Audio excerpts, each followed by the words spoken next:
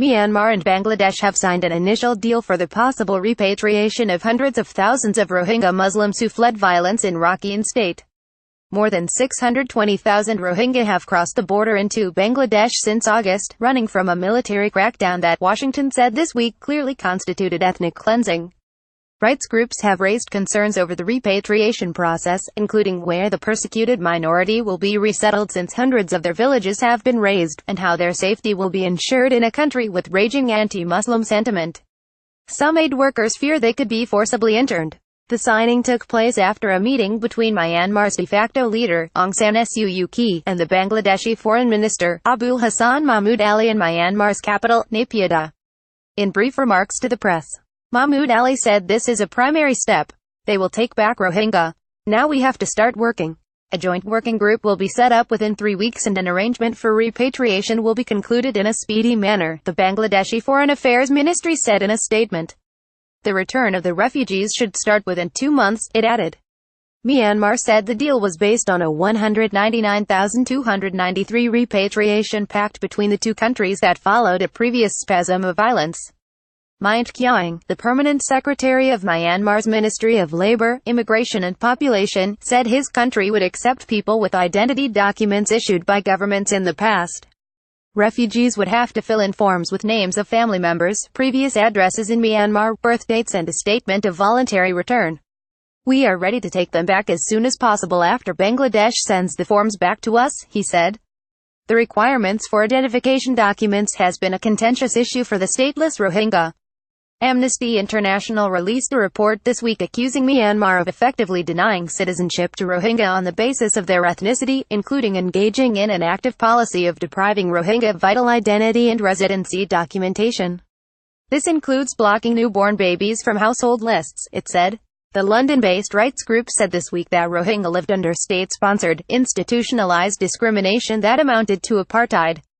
The Rohingya are Muslims who live in majority Buddhist Myanmar. They are often described as the world's most persecuted minority. Nearly all of Myanmar's 1.1 million Rohingya live in the western coastal state of Rakhine. The government does not recognize them as citizens, effectively rendering them stateless.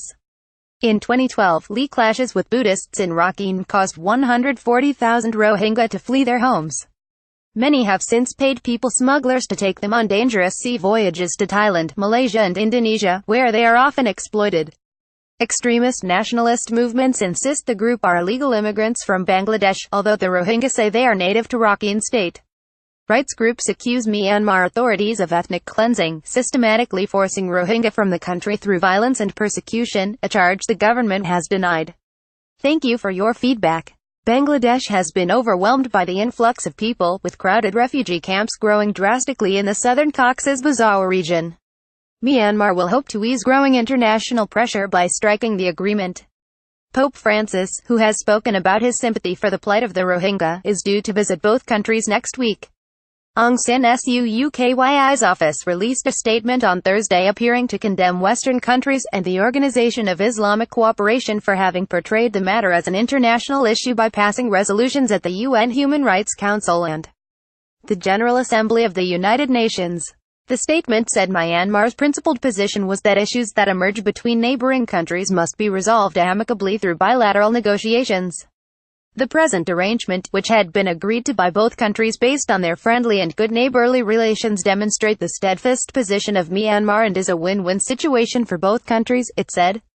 The Rohingya have been the target of communal violence in mainly Buddhist Myanmar for years. The government severely restricts their movement and access to basic services. The latest unrest erupted after Rohingya rebels attacked police posts on the 25th of August. The army backlash inflicted violence across northern Rakhine, with refugees recounting scenes of SOLRS and Buddhist mobs slaughtering villagers and burning down entire communities.